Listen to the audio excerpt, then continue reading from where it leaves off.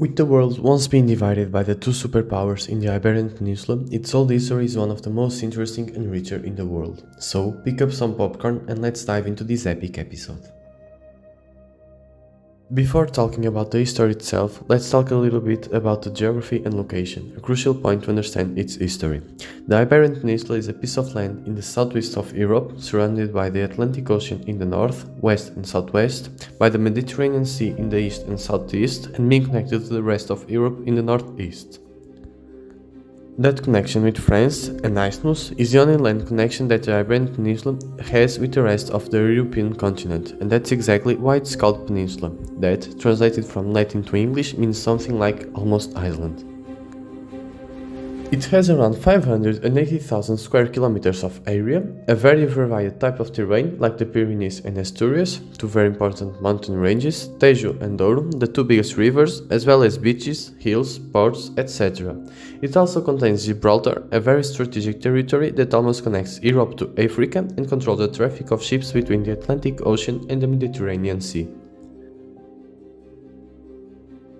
The oldest human traces in the Iberian Peninsula were found in Gibraltar. It was a Neanderthal skull with around 60,000 years. However, it's believed that the first humans arrived on the Iberian Peninsula about 1,200 million years ago.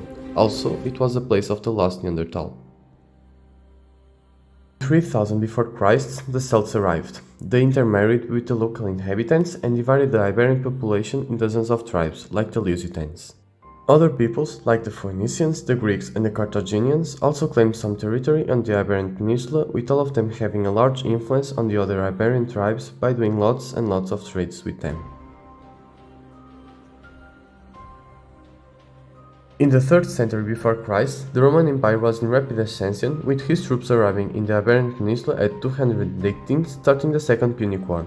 They conquered the south and east relatively fast, but due to the strong resistance of the Celtics and Visigoths, commanded by Viriato, the Roman troops faced huge challenges conquering the rest of the Iberian Peninsula. However, he was betrayed by his allies Farmane, and after his death, the Romans conquered almost all the peninsula in just 10 years. It was completely conquered just in 19 before Christ, with the win of the Cantabaric Wars. The Romans stayed in the Iberian Peninsula for more than 500 years, leaving lots of marks of their presence like roads, aqueducts and bridges, great engineering works for the time, with some of them surviving until today. They also gave name to Spain, with the Romans calling the Iberian Peninsula Hispania, and their name, in the Spanish language, being España.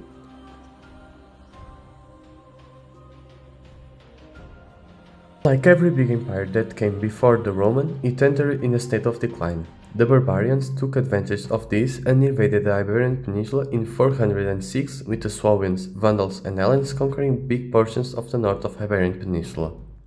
A little bit later, the Visigoths, allied with the Romans, expelled the Vandals and Hellenes, and after growing conflicts between the Visigoths and the Swabians in 470, they went to war, in which the Visigoths came out winners and expanded their kingdom to all the Iberian Peninsula and parts of France. Well, not all the Iberian Peninsula. The southwest coast was under control of the Byzantine Empire. The Visigoth kingdom had lots of internal problems, and so, in 711, the Muslims took advantage of that and invaded the Visigoth kingdom. They disembarked with an army of around 7,000 men in Gibraltar, and, in the end of July, they engaged in combat with one of the Visigoths' army. In this battle, the Visigoth king, Rodrigo, was betrayed and killed by his own troops. Yes, one more leader was betrayed in the Iberian Peninsula. They conquered big portions of the south, and another Muslim army arrived in 712, this time with almost 20,000 men. Just 6 years later, the Iberian Peninsula was Muslim except for the extreme north. Asturias and Pyrenees, two very important mountain ranges, resisted the Muslim occupation. Despite being dominated by Muslims, the Iberian Christians could continue living their life without big problems, and they could even practice their religion. However, they were treated like a second-class citizen. In the inhospitable mountains, refugees, led by Pelagio, weren't happy with the Muslims' domination. So, around 720, they started a big historical process known as Reconquista, or Reconquer, a process that will last for centuries and just completely ending in 1492. The foundation of Andorra occurred during that process. During a battle between the Muslims and the army of Carlos Magno, a group of Andorrans helped him win the battle, and, as an acknowledgement for the help given by the Andorran people, Magno declared his people sovereign. In the start of the 12th century, Teresa I gave birth to Afonso Henriques, son of Teresa I and of Henrique I, the Earl of the County of Portugal. Henrique I died in 1112, leaving Teresa ruling the county. She wanted to make it more dependent on Leon, but Afonso didn't want it, and he decided to fight for the Portuguese independence. After the Battle of Saint Mamed in 1128, from where Afonso Henriques came victorious, he continued conquering the Muslims' territory, expanding Portugal to the south, while defending his own territory from Leon and Chatelaine troops. After the Battle of Ourique, which resulted in an important victory for Afonso Henriques, he proclaimed himself as the King of Portugal. Leon and Chatelaine recognized the Portuguese independence in 1143 with the Treaty of Zamora, and in 1179 its independence was officialized by the Papal Bull Manifestis Probatum. For 2 centuries, Portugal and Spain didn't fight each other, but continued the process of Reconquista, recovering more and more territories. The royal families of these two kingdoms made lots of marriages between them, and in 1383, Dom Fernando, the King of Portugal, married his only daughter, Dona Beatriz, with the King of Castile, Dom João I. However, a treaty was signed. Portugal would remain an independent kingdom, and their son would be the king. When Dom Fernando died in 22 October 1383, Dona Leonor Teles became the regent of Portugal. However, the people didn't like this woman, and during her government they felt threatened by the possibility of the Iberian Union and the loss of their independence. So, they wanted a Portuguese king. Among many options, João, Mestre da Viz, was chosen by the people to be the king. Unfortunately for them, the nobility was the one who decided, and they wanted Dom João I, the King of Spain and the legitimate leader of Portugal.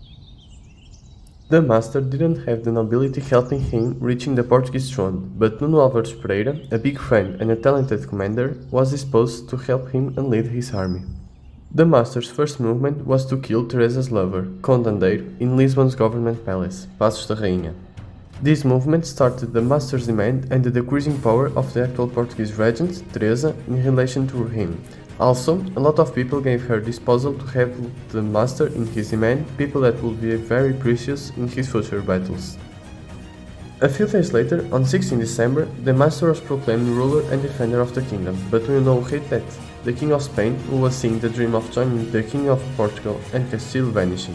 So, he sent troops to Portugal in order to claim some important cities and destroy the ruler and defender of the kingdom's army. In 6th April 1384, the first battle between Nuno's army and the Chatelaine army was fought in Atoleiros, in a battle that became known as Battle of Atoleiros. Despite the fact that Nuno's army was almost just normal people, his genius military tactics defeated the Chatelaines. After that, the King of Chatelaine decided to take another movement. Using a giant army and his navy, he started a Lisbon siege. So, instead of losing more troops, the Chatelaine army wanted to make the Portuguese people give up by causing them the lack of food. The master's army didn't have enough power to fight that siege directly, but in Porto, the undefeated city, a fleet was being prepared. Its objective wasn't to defeat the Chatelain's fleet, but to break up the siege and supply Lisbon. The mission was successfully completed, and, despite some losses of the Portuguese fleet, the people in Lisbon received precious supplies. The siege ended in September, not because of the Portuguese army, but because the King of Spain was betrayed. No, now I'm just kidding. In fact, a microscopic virus that caused the feared Black Plague infected the Chatelaine army and they had to retire. In the next year, 6 April 1385, João, Mestre da Viz, was proclaimed the King of Portugal, starting a new dynasty. But Dom João I, the King of Spain, hasn't given up yet. He sent an army to Coimbra, where he was proclaimed king, but he loses in the Battle of Trancoso. Decided to defeat that insurgency, he sends a bigger army. Around 32,000 men, loyal to the Spanish king, entered in Portugal to fight the most important battle of this crisis, the Battle of Aljubarrota. The King of Portugal, with Nuno Álvares Pereira and an army of around 6,000 men, including some British veterans, marched to Aljubarrota. Nuno chose this terrain because of its great tactical value, which gave the big advantage to the Portuguese army. The Chatelaine army was defeated again, and they suffered so many casualties that they couldn't continue attack Portugal. The official peace between Portugal and Castile was signed in 1411, 26 years after the end of the crisis, with the Treaty of Elon. This war also gave the roots to the Anglo-Portuguese alliance with the signature of the Treaty of Windsor in 1386. The marriage between the new King of Portugal, Dom João I, and Philip of Lancaster, a member of the British royalty, sealed this alliance, with this being the oldest alliance in the world that remains until today. Well guys, thank you very much for watching. Just 3 things before I leave. First, the maps aren't precise, they are hand-drawn, so you shouldn't take the territories that I show them as a reference. Second one, neither are the flags. Some flags were invented, like the Alliance flag, because I didn't find the original and maybe they don't even exist. And third one, I understand my English isn't the best one, and sometimes I even commit mistakes while making the video, but the legends, the subtitles are right, so you can activate them to have a better understanding of the video. Okay, saying that in the end wasn't the best decision, but well, it's safe. I also will make subtitles in Portuguese and, if I can, in Spanish. If you enjoyed the video, please leave a like, and if you are curious about the next part, please subscribe too. And please leave a comment about something that you like or that you don't like, because this is my first video, and comments about my work will help me a lot improve my capabilities to make the second video. Anyways, thank you very much for watching and see you in the next part.